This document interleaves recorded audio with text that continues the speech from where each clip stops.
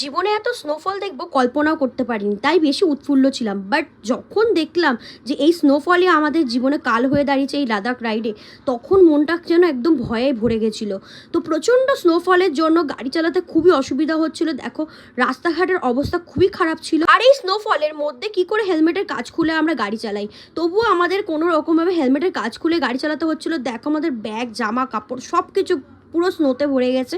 আমার হেলমেটগুলো দেখলে তোমরা বুঝতে পারবে কতটা খারাপ অবস্থা ছিল।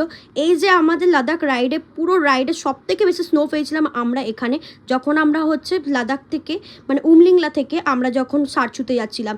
দেখো, আমার হেলমেটটা দেখলে তোমরা বুঝতে পারবে। আর চোখটা খুলে রেখে দিয়েছিলাম, কারণ আমরা কিছু দেখতে পাচ্ছিলাম না সামনের দিকে। নিচের দিকে আসার পর অনেকটা স্নোফল কমেছিল, তবুও অল্প অল্প স্নো পড়ছিল। আর দেখো প্রবলের গাড়িটার কী অবস্থা হয়েছে। এটা সুরজিৎদার গাড়ি, সুরজিৎদার গাড়িটা দেখো।